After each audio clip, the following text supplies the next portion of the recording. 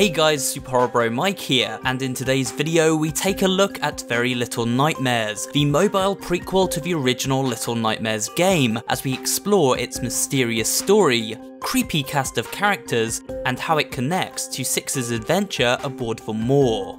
If you're interested in seeing the entirety of Very Little Nightmares, then check out my recent playthrough of the game. I'll leave a link to part 1 at the end of this video. But for now, let's kick off with an overview of what exactly this pint-sized version of Little Nightmares is all about.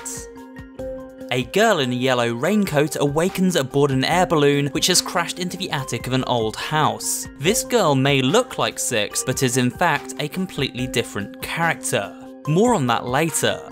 The house in question is a massive death trap known as the Nest, a mansion in a state of decay sat atop a cliff jetting far out above the ocean below.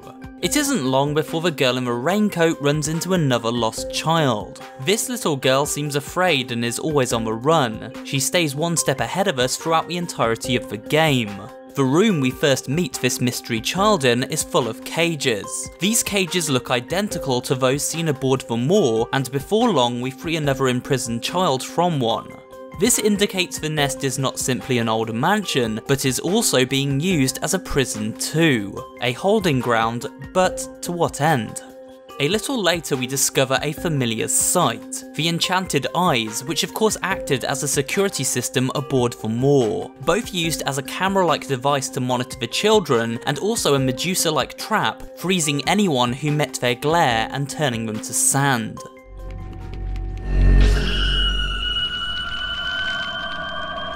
It is interesting to find the Nest using the same technology as the Moor, suggesting the two are connected in some way.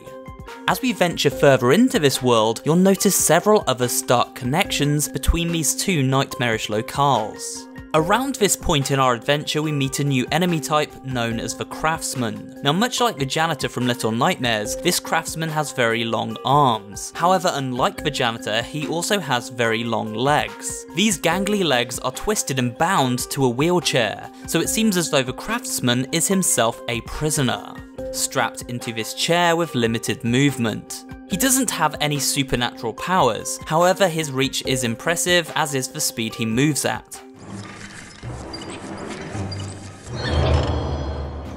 The Craftsman wears a mask, apron and goggles. This suggests he may act as a surgeon of some kind, performing hideous surgical procedures on those imprisoned within the Nest. However, more likely, as his name suggests, he is simply a craftsman, a worker who created dolls, their wigs, and clothing for the lady of the house. However, if we want to venture into darker territory, and let's face it, Little Nightmares frequently does, it could be suggested that the children captured and housed within this mansion are indeed the dolls themselves. We see an entire room full of salt, and salt is often used to keep meat from rotting. And it is possible that the wigs we see are made from real human hair. Moreover, we see crudely stitched leather outstretched in various rooms around the Craftsman's lair. Leather is usually formed from cow skin, but there are no cows around these parts. And there's also something strange about the way the dolls we see later on in the game look. They appear almost too realistic.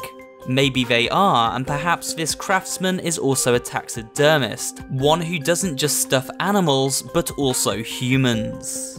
After escaping the Craftsman, the girl finds herself inside a box with one of those all too familiar eye symbols etched upon it. The more we see these eyes appear, the more we must wonder, is this Nest an institution built to provide for the Moor, or vice versa? The girl begins exploring the lower levels of the mansion and runs into another horrifying sight. The Butler is the second new enemy found in Very Little Nightmares. He is able to levitate a few inches above the floor and is constantly bent over, his hands bound behind his back, a lock preventing them from release. It seems both the Craftsman and this Butler are not simply servants of a house, but rather slaves. The Butler's creepiest trait is his telekinetic ability, which he uses to throw objects at the player in order to kill them, rather than chasing them down. If spotted, he instantly takes control of the environment and halts the girl's progress.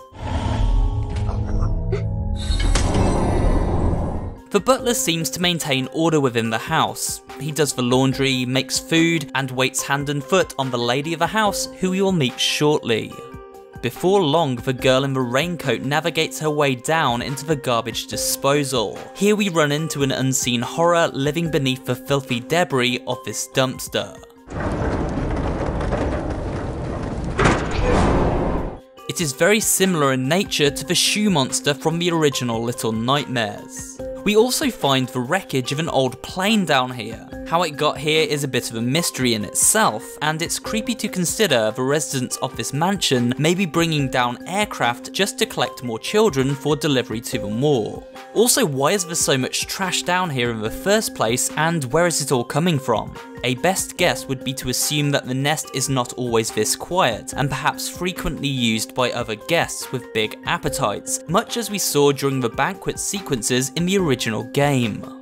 After escaping the dumpster grounds and finally outsmarting the butler, the girl in the raincoat escapes into a trap door, where she briefly encounters the mystery child again before dropping down a wall cavity and emerging inside a playroom. Here we see drawings of the familiar gnomes on the wall, as well as encounter many of them hiding about the place. Anyone familiar with Little Nightmares will know the troubling story behind these cute little critters. They were once normal children before being transformed by the lady, as seen during the end of the Secrets of the Moor DLC.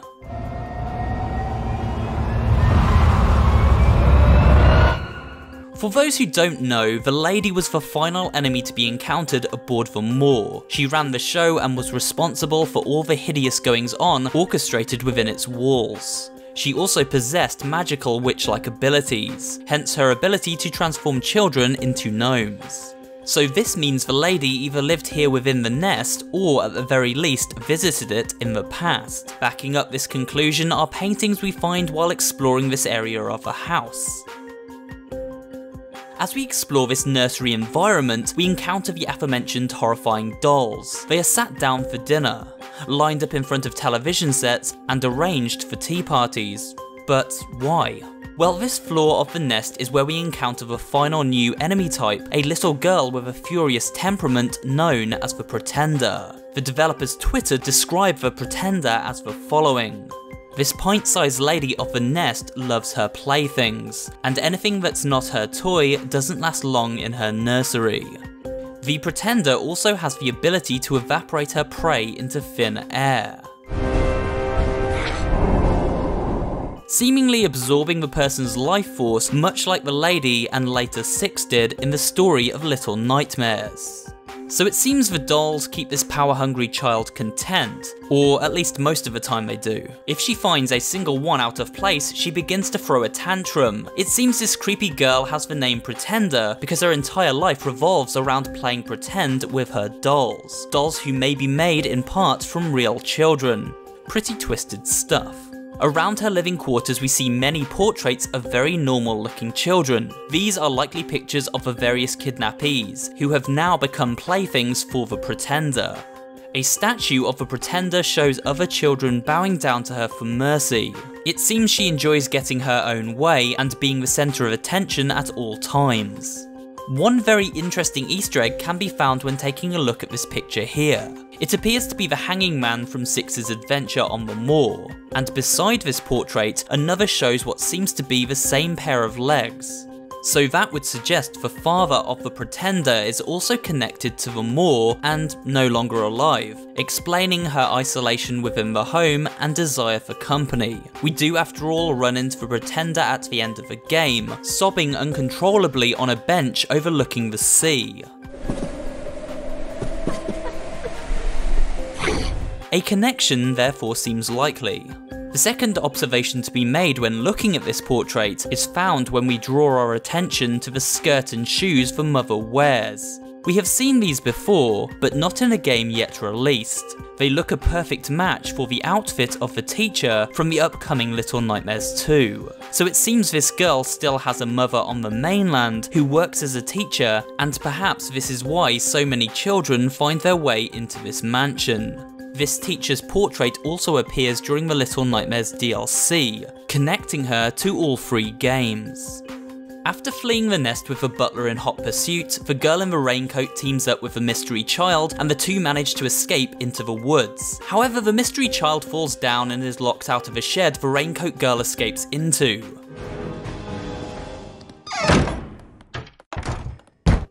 Here we find a doll graveyard, full of broken and discarded dolls who have displeased the Pretender.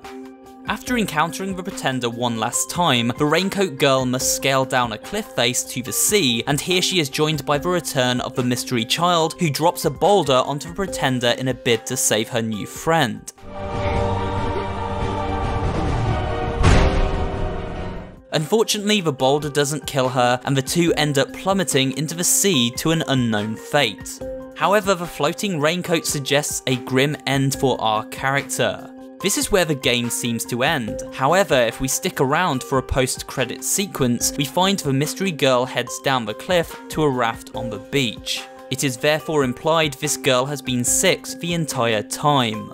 She collects up the raincoat and rides the raft out to sea, where she climbs aboard the moor and after a brief nightmare involving the lady, awakens to begin her adventure in Little Nightmares. So Very Little Nightmares indirectly tells the story of where Six came from and how she acquired her raincoat, with the girl we played as being someone completely different. A small theory is that the girl in the raincoat somehow survived and also managed to swim aboard the moor, where she became the girl who aids both Six and the runaway boy. She does after all have the same haircut, although blink and you'd miss it. And we must remember she is a dab hand at surviving near impossible situations. Another theory is that the girl who helps us in Little Nightmares is an apparition, the ghost of the girl who died at sea and then went on to haunt others who ended up in a similar predicament, trying to help them from beyond the grave. But finally, we must conclude this video by briefly discussing the relationship between the nest and the moor. We established both use the same technology. Both connect via characters such as the gnomes, the lady, and the hanging man. Both imprison children for sinister gain. It seems to me as though the lady uses the nest to store prisoners as well as keeping the lady of the house, the Pretender, happy while her mother is away. The Pretender has special powers, much like the lady, and both appear in pictures about the house, suggesting she is being raised in the nest and groomed to take over the lady's position aboard the moor when she eventually dies. After all, this environment is called the nest, and what are nests used for? Well, typically they are used by birds to raise their young until they grow strong enough to fly for themselves. So this Pretender is kept within the nest by the lady, and provided with children to test her abilities on, growing more and more powerful until one day she can inherit the moor and take her rightful place aboard it as its new ruler. Or at least, that's my take. Feel free to let me know what you think in the comments below, and of course leave a like if you did enjoy this video, and subscribe for more horror related content. Thanks for watching, and I'll see you on the next video.